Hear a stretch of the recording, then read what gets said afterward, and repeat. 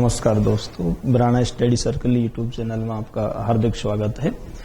आपने पिछले वीडियो से आप संघीय शासन व्यवस्था के बारे में पढ़ रहे थे।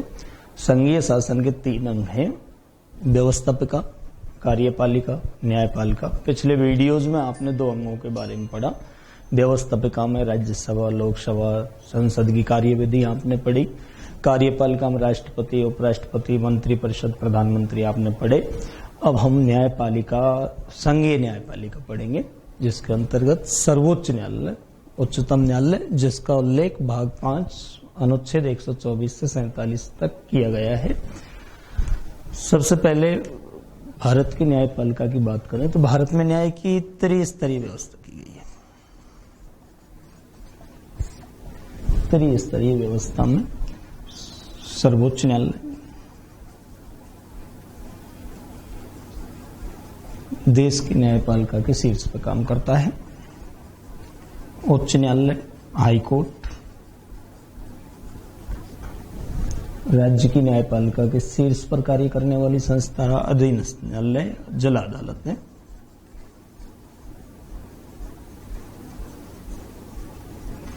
पहले अपन सर्वोच्च न्यायालय का जिक्र करें तो अनुच्छेद 124 के अनुसार देश का एक सर्वोच्च न्यायालय होगा, जो देश की न्यायपालिका के शीर्ष पर कार्य करेगा। अर्थात देश में न्याय की इससे बड़ी कोई संस्था नहीं होगी। सर्वोच्च न्यायालय, सुप्रीम कोर्ट, उच्चतम न्यायालय देश की न्यायपालिका के शीर्ष पर कार्य करेगा। बात करें सर्वोच्च न्यायालय की स्थापना की, तो सर्वोच्च न्यायालय की स्थापना अंग्रेजी शासन काल में 1935 के भारत शासन अधिनियम के आधार पर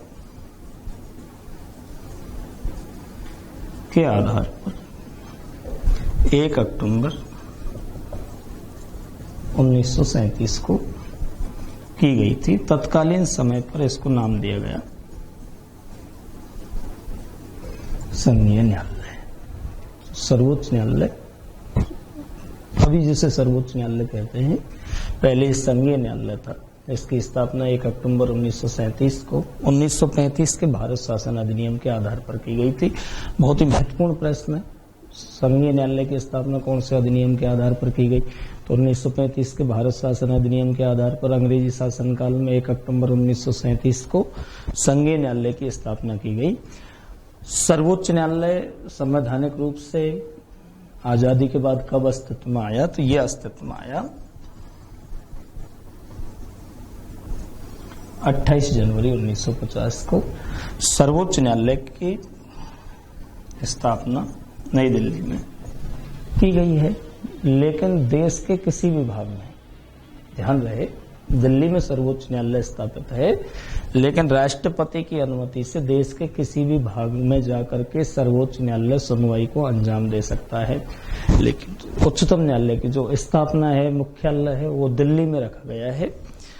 सर्वोच्च न्यायालय के गठन पर गौर करें तो सर्वोच्च न्यायालय में एक मुख्य न्यायाधीश होता है और कुछ अन्य न्यायाधीश होते हैं, और इनकी संख्या निर्धारित करने का अधिकार और इनकी संख्या परिवर्तित करने का अधिकार पूरी तरह से संसद को दिया गया है। सर्वोच्च न्यायालय में प्रारंभ में 1950 की बात करें तो 1+7 टोटल न्यायाधीशों की संख्या थी 8, लेकिन वर्तमान में 2019 से सर्वोच्च न्यायालय में न्यायाधीशों की संख्या हो गई है 1+33, 34। करंट के लिहाज से भी अच्छा प्रश्न है, आपको ध्यान रखना है। वर्तमान में सर्वोच्च न्यायालय में कुल न्यायाधीशों की संख्या है, तो वर्तमान में सर्वोच्च न्यायालय में कुल न्यायाधीश हैं 34। एक मुख्य न्यायाधीश होगा, 33 अन्य न्यायाधीश होंगे। प्रारंभ में सर्वोच्च न्यायालय में न्यायाधीशों की संख्या थी, तो प्रारंभ में सर्वोच्च न्यायालय में न्यायाधीशों की संख्या 8 थी। एक मुख्य न्यायाधीश था, 7 अन्य न्यायाधीश थे।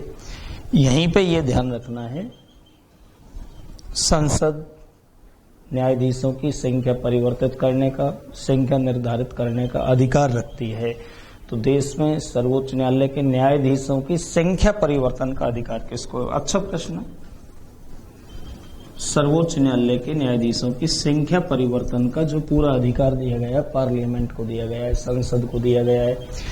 प्रारंभ में सर्वोच्च न्यायालय में कुल न्यायाधीश थे 8, वर्तमान में कुल न्यायाधीश है 34, एक मुख्य न्यायाधीश है, 33 अन्य न्यायाधीश हैं। बात करें कि सर्वोच्च न्यायालय में प्रथम मुख्य न्यायाधीश हीरालाल जी कानिया बनाए गए थे। वर्तमान में शरद अरविंद बोबड़े सर्वोच्च न्यायालय के मुख्य न्यायाधीश हैं। पहली महिला न्यायाधीश की बात करें तो पहली महिला न्यायाधीश सर्वोच्च न्यायालय में मीरा साहिब फातिमा बीबी बनाई गई थी। अब बात करें सर्वोच्च न्यायालय के न्यायाधीश बनने के लिए योग्यताएं कौन कौन सी होनी चाहिए। तो सर्वोच्च न्यायालय में न्यायाधीश बनने के लिए 2 योग्यताओं का होना अनिवार्य है। पहली योग्यता, वो व्यक्ति भारत का नागरिक हो। फर्स्ट। सेकंड, किसी एक या अधिक उच्च न्यायालय में, हाई कोर्टों में लगातार 5 वर्ष तक न्यायाधीश रह चुका हो। यदि इस कंडीशन को पूरी नहीं करे तो किसी एक या अधिक उच्च न्यायालयों में लगातार 10 वर्ष तक अधिवक्ता रह चुका हो, वकील रह चुका हो, या इन दोनों शर्तों को भी पूरा नहीं करे तो राष्ट्रपति की दृष्टि में कानून का अच्छा ज्ञाता हो, कानून का अच्छा ज्ञाता हो। तो दोस्तों अपन को ये ध्यान रखना है कि टोटल 2 योग्यताएं होना जरूरी है। भारत का नागरिक हो। अब ये बिंदु तो मैंने आपको 3 लिखे हैं, लेकिन ये तीनों योग्यताओं में से किसी एक को, ये अथवा में है, या तो 5 वर्ष तक न्यायाधीश वाली शर्त को पूरी करता हो, इसको पूरी नहीं कर पा रहा है तो लगातार 10 वर्ष तक अधिवक्ता रहा हो। इन दोनों शर्तों को यदि पूरी नहीं कर पा रहा है तो राष्ट्रपति की दृष्टि में कानून का अच्छा ज्ञाता हो। तो इन 3 योग्यताओं में से एक भारत का नागरिक हो। इस प्रकार कुल 2 योग्यताएं सर्वोच्च न्यायालय में न्यायाधीश बनने के लिए अपेक्षित मानी जाती हैं। अनुभव उच्च न्यायालय में ही मांगा गया। न्यायाधीश के रूप में बात करें तो 5 साल का होना चाहिए, वकील के रूप में बात करें तो 10 साल का होना चाहिए। दोनों शर्तें पूरी नहीं हो रही हैं। राष्ट्रपति की दृष्टि में कानून का अच्छा ज्ञाता होना चाहिए। इनमें न्यूनतम आयु जैसा प्रावधान नहीं है, लेकिन सर्वोच्च न्यायालय में यदि कोई न्यायाधीश नियुक्त होगा तो उसकी आयु 62 वर्ष से अधिक भी नहीं होनी चाहिए। 62 वर्ष से कम आयु के व्यक्ति को ही सर्वोच्च न्यायालय में न्यायाधीश बनाया जाता है। बात करें कि ऐसे योग्य व्यक्तियों की नियुक्ति कौन कर सकता है। देखिए, नियुक्ति सर्वोच्च न्यायालय में चाहे मुख्य न्यायाधीश हो चाहे अन्य न्यायाधीश हो, सभी न्यायाधीशों की नियुक्ति करने का अधिकार राष्ट्रपति को है। बात करें कि किसके परामर्श से की जाती है, तो आपने मंत्री परिषद पढ़ा है। मंत्री परिषद का जो कार्य है वो राष्ट्रपति को परामर्श देना है। लेकिन सर्वोच्च न्यायालय में जब न्यायाधीशों की नियुक्ति की जाएगी तो कॉलेजियम सिस्टम को अपनाया गया है। ये सिस्टम 5 न्यायाधीशों का एक समूह होता है, एक मुख्य न्यायाधीश और 4 अन्य न्यायाधीशों के बोर्ड के द्वारा राष्ट्रपति को परामर्श जाता है। तो सर्वोच्च न्यायालय के न्यायाधीशों की नियुक्ति सर्वोच्च न्यायालय के न्यायाधीशों के परामर्श से ही की जाती है। विगत आरपीएससी लेक्चरर एग्जाम में पूछा, सर्वोच्च न्यायालय के न्यायाधीशों की नियुक्ति के मामले में राष्ट्रपति कितने न्यायाधीशों की सलाह ले सकता है। तो एक तो मुख्य होता है, ये 4 अन्य न्यायाधीशों से सलाह करना जरूरी है। मुख्य न्यायाधीश इन 4 न्यायाधीशों से सलाह करेगा, उनके परामर्श को राष्ट्रपति को प्रेषित करेगा। उसके आधार पर सर्वोच्च न्यायालय के न्यायाधीशों की नियुक्तियां की जाती हैं। जब सर्वोच्च न्यायालय के न्यायाधीश नियुक्त हो जाते हैं तो इनको शपथ दिलाई जाती है।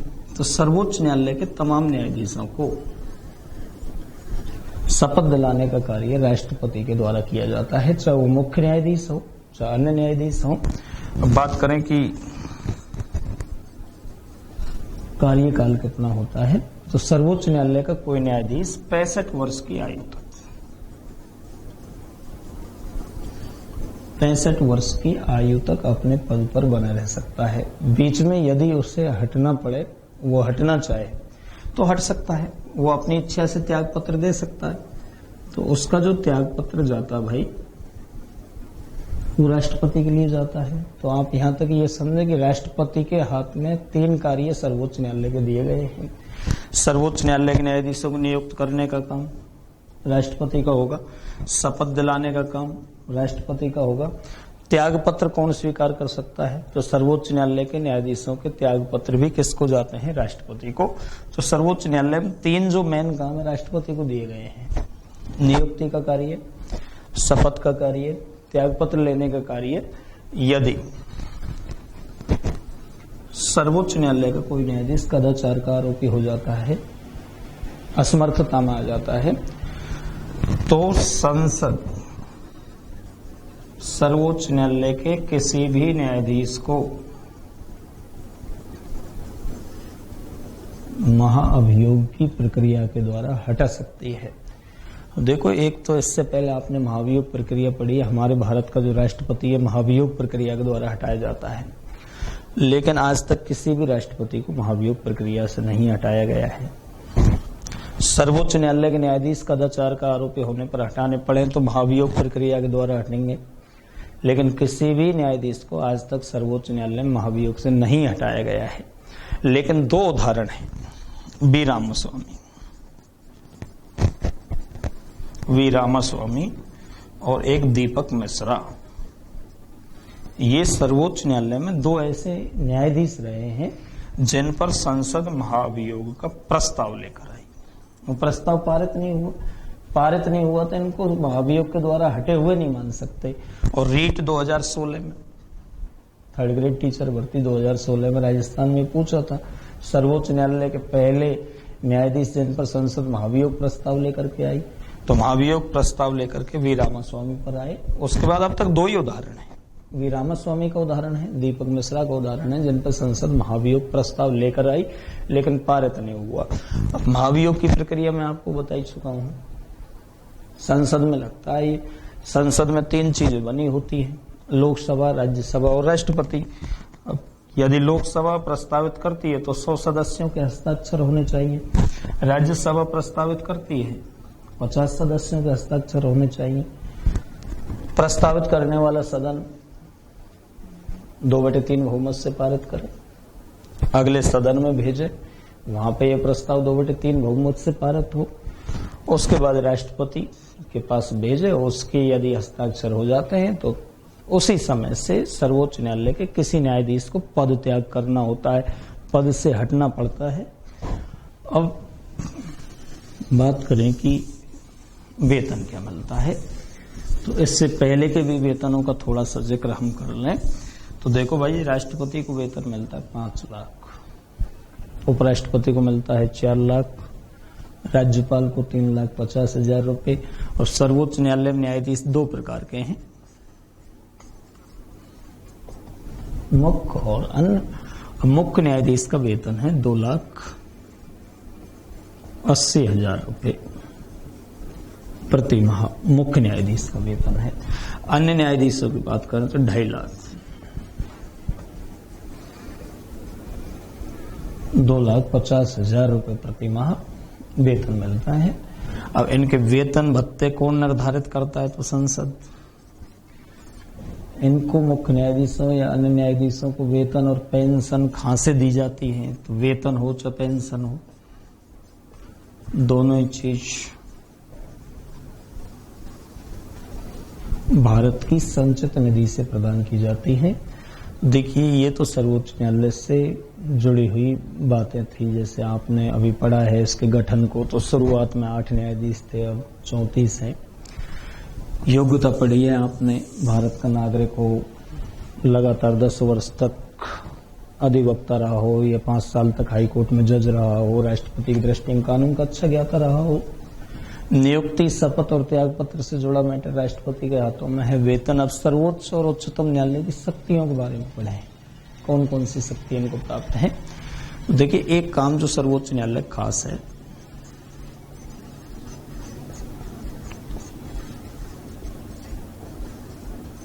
पहला कार्य तो यह है कि संविधान की रक्षा करना। अपने आप में प्रश्न है ये लाइन, भारत में संविधान की रक्षा का अधिकार है, तो संविधान की रक्षा करने का जो अधिकार दिया गया है, कार्य दिया गया है, वो सर्वोच्च न्यायालय को दिया गया है।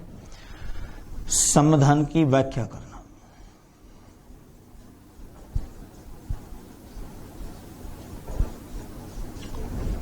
मिलता जुलता एक प्रश्न, उसमें हम कंफ्यूज नहीं हो जाए।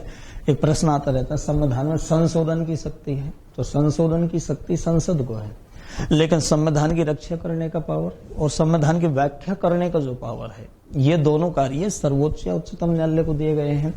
एक कार्य है राष्ट्रपति को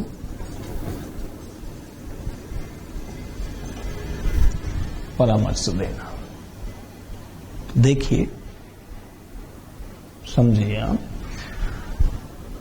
केवल प्रश्न यदि हो कि राष्ट्रपति को परामर्श देने का कार्य है, तो राष्ट्रपति को परामर्श देने का कार्य मंत्रिपरिषद, और जिसका हेड और जिसका मुखिया होता है प्रधानमंत्री। प्रश्न केवल ये पूछा जाए कि राष्ट्रपति को परामर्श देने का कार्य है, तो राष्ट्रपति को परामर्श देने का कार्य मंत्रिपरिषद या प्रधानमंत्री होता ही इसीलिए है, राष्ट्रपति को परामर्श देता रहे। लेकिन प्रश्न में यदि ये जोड़ दिया जाए विधि संबंधी मामले में, विधि संबंधी किसी मामले में, विधि संबंधी किसी मामले में राष्ट्रपति को परामर्श कौन दे सकता है, तो विधि का मतलब है कानून, कानून से जुड़े किसी मामले में राष्ट्रपति को परामर्श देने का कार्य सर्वोच्च न्यायालय का होता है। तो देखो, प्रश्न ही परामर्श वाला दो तरीका से है। एक तो खाली केवल ये पूछा जाएगा कि भारत में राष्ट्रपति को परामर्श देने का कार्य है, तो राष्ट्रपति को परामर्श देने का कार्य मंत्रिपरिषद या प्रधानमंत्री को है। लेकिन प्रश्न में यदि जोड़ा गया है स्पष्ट कि विधि संबंधी किसी मामले में राष्ट्रपति को परामर्श देने का अधिकार है, तो विधि कानून से जुड़ा कोई मामला है, प्रधानमंत्री है, पढ़ा लिखा हो जरूरी नहीं है, क्योंकि वो संसद के किसी सदन का सदस्य होना जरूरी है। तो विधि में जब वो खुद ही नहीं समझ पा रहा है, राष्ट्रपति को क्या परामर्श देगा। तो कानून से जुड़ा कोई मामला है तो राष्ट्रपति को परामर्श देने का काम होगा सर्वोच्च या उच्चतम न्यायालय का। लेकिन अनुच्छेद 143 इस बात को कहता है, 143। लेकिन यहां पे ये भी ध्यान रखना है कि सर्वोच्च न्यायालय परामर्श देने के लिए बाध्य नहीं है, मजबूर नहीं है। और यदि सर्वोच्च न्यायालय ने परामर्श दे भी दिया तो राष्ट्रपति उसको मानने के लिए भी बाध्य नहीं है। और सर्वोच्च न्यायालय की गणपूर्ति हम देखें 1/10 भाग के हिसाब से तो 3 आती है, लेकिन राष्ट्रपति को परामर्श देने के लिए 5 न्यायाधीशों की बेंच बैठना बहुत ही आवश्यक है।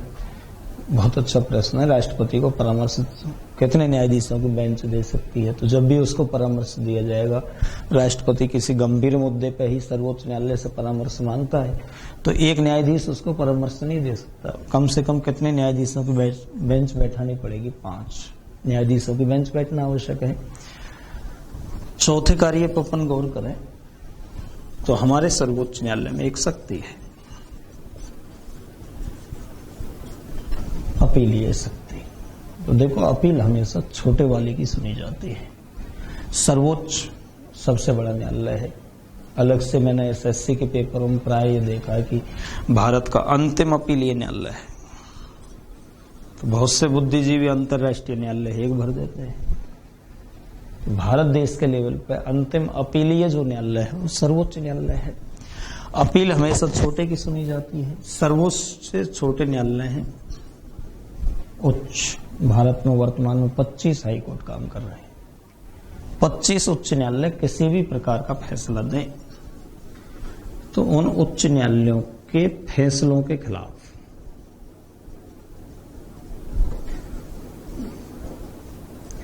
अपील सुनने का अधिकार हमारे सर्वोच्च न्यायालय में निहित है। तो ये अपीलीय शक्ति हो गई। एक शक्ति मिली हुई है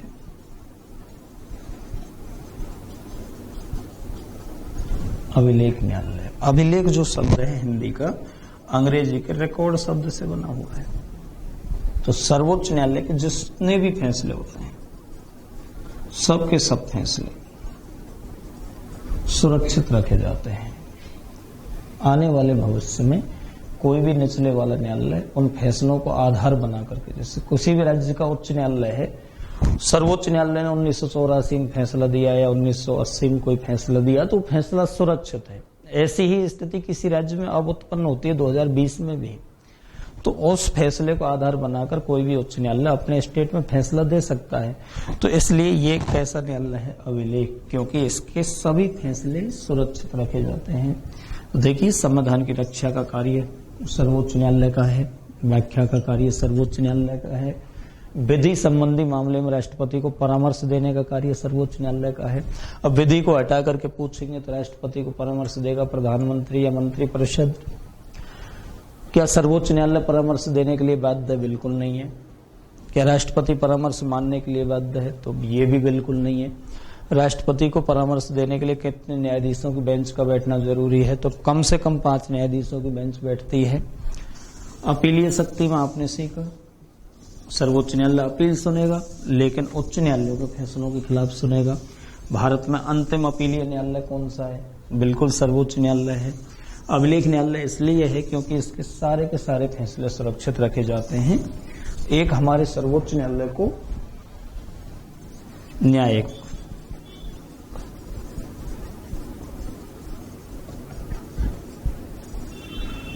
पुनरावलोकन की शक्ति दी गई है। न्याय के आधार पर पुनः दोबारा अवलोकन देखना। देखो, शासन के 3 अंग हैं देश में, और राज्य में भी 3 अंग होंगे। तो देश में 3 अंग हैं व्यवस्थापिका, आप समझे थोड़ा सा। कार्यपालिका, न्यायपालिका। देश में शासन के 3 अंग हो गए। व्यवस्थापिका से मतलब हो गया लोकसभा, राज्यसभा। कार्यपालिका से मतलब हो गया हमारा राष्ट्रपति, और देश की न्यायपालिका से हमारा मतलब हो गया कैसा न्यायालय? सर्वोच्च न्यायालय। भारत में शक्ति पृथक्करण है। व्यवस्थापिका, लोकसभा या राज्यसभा, इसको शक्ति दी गई है कानून बनाना। कार्यपालिका, राष्ट्रपति, लागू करना। न्यायपालिका, सर्वोच्च न्यायालय उस कानून की जांच कर। तो देखिए, शक्ति पृथक्करण सिद्धांत को अपनाया गया है। व्यवस्थापिका, लोकसभा, राज्यसभा कानून बनाएंगी। कानून बनाने से मतलब है विधेयक प्रस्तावित करना, विधेयक पारित करना। ये जो काम किए जाते हैं विधेयकों की व्यवस्थापिका में, लोकसभा राज्यसभा में किए जाते हैं। कार्यपालिका में राष्ट्रपति के पास कोई विधेयक जाता है, राष्ट्रपति उस पर हस्ताक्षर कर देता है तो वो अधिनियम बन जाता है। अधिनियम पूरे देश में लागू होता है। तो लागू करने का जो काम किया कार्यपालिका ने किया, राष्ट्रपति ने किया। अब तीसरा अंग रह रहा न्यायपालिका, सर्वोच्च न्यायालय। तो सर्वोच्च न्यायालय को अधिकार दिया गया है, संसद यदि कोई कानून बनाती है और सर्वोच्च न्यायालय को ऐसा लगे कि ये कानून संविधान की मर्यादा के अनुसार नहीं है, तो सर्वोच्च न्यायालय ऐसे किसी कानून को निरस्त भी कर सकता है। तो न्यायिक पुनरावलोकन, सर्वोच्च न्यायालय के द्वारा न्याय के आधार पर कानून की पुनः जांच करना। अब किसके कानून की जांच की जाएगी? तो कानून बनते कहाँ हैं? संसद। तो उनकी जो स्क्रीनिंग होगी, जांच होगी, वो कौन से न्यायालय में होगी? सर्वोच्च न्यायालय में। अब एक शक्ति और,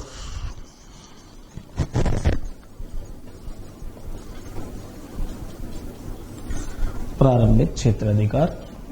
देखिए, कोई मुकदमा क्या सर्वोच्च न्यायालय में पहुंच सकता है? तो बिल्कुल पहुंच सकता है, लेकिन डायरेक्ट नहीं। वो मुकदमा अपीलों के माध्यम से ही पहुंच सकता है। लेकिन कुछ मुकदमे ऐसे हैं जो सीधे कहां पेश किए जाते हैं, सर्वोच्च न्यायालय में। वो कभी भी उच्च न्यायालय और कभी भी वो फैसले अधीनस्थ न्यायालय में नहीं किए जाते हैं। ऐसे मुकदमों पर हमको गौर करना। प्रारंभिक क्षेत्राधिकार, मुकदमों को प्रारंभ ही सर्वोच्च न्यायालय में किया जाए, जैसे 2 या 2 से अधिक राज्यों के मध्य विवाद। किसी मुद्दे को लेकर के 2 राज्यों में विवाद है, जैसे कर्नाटक तमिलनाडु को देख लो, कावेरी जल विवाद। कर्नाटक तमिलनाडु के बीच में है, 2 या 2 से अधिक राज्यों के बीच का कोई भी विवाद है और उसकी सुनवाई करनी है, तो वह की सुनवाई डायरेक्ट ही सर्वोच्च न्यायालय में की जाएगी। एक और भारत सरकार, दूसरी ओर 1 या अधिक राज्यों के मध्य विवाद।